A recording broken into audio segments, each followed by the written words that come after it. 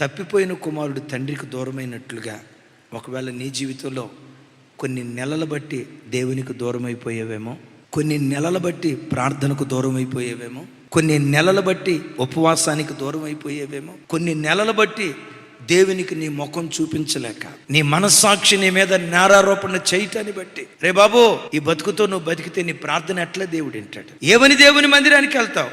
నీ మనస్సాక్షి నీ మీద నేరారోపణ చేయటాన్ని బట్టి కొంతకాలం నుంచి దేవునికి దూరం అయిపోయేవేమో. బిడ్డ, మనసులో నేను దేవునికి దూరం అయ్యే కదా, ఎంత వాక్యం ఎరిగిన తర్వాత కూడా దేవునికి ఆయాసకరంగా బ్రతికేగా, నా దేవుడు నన్ను చేరదీసుకుంటాడా? నా దేవుడు నన్ను అంగీకరిస్తాడా? ఇలాంటి భ్రష్ట జీవితంతో నా దేవుని వైపు తిరిగితే నా దేవుడు నన్ను క్షమిస్తాడా?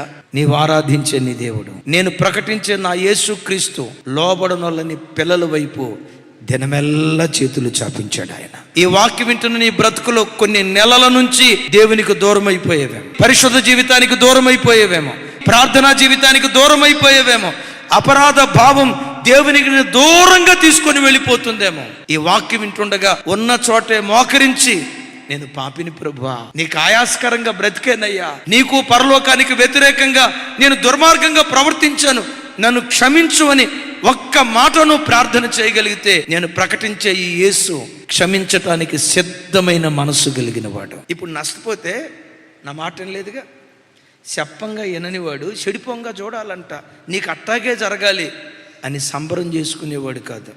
నువ్వు లోబడకపోయినా, నువ్వు దేవునికి దూరమైపోయినా, నువ్వు నష్టపోయినా నీ నష్టాన్ని చూసి ఆనందించేవాడు కాదు. ఈ నష్ట స్థితిలోనైనా ఈ బిడ్డ నా వైపు తిరిగితే బాగుండని, అయ్యా అమ్మా, రెండు చేతులు చాపి నా దేవుడు నీ వైపు చూస్తూ ఉన్నాడు. ఆ తప్పిపోయిన కుమారుడు తండ్రి కవిగిట్లోకి వచ్చినట్లుగా ఈరోజు యేసయ్య కవిగిల్లోకి వస్తావా?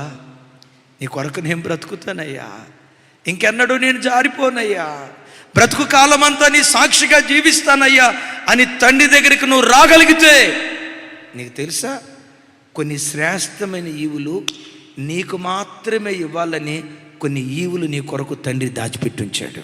ఆ తండ్రి తన కొడుకు కోసం దాచిపెట్టాడు కదా, ఆ తండ్రి తన కొడుకు కోసం ఏమేమి దాచిపెట్టాడో వాటికంటే శ్రేష్టమైనవి పరలోకపు తండ్రి నీ కొరకు దాచిపెట్టాడు.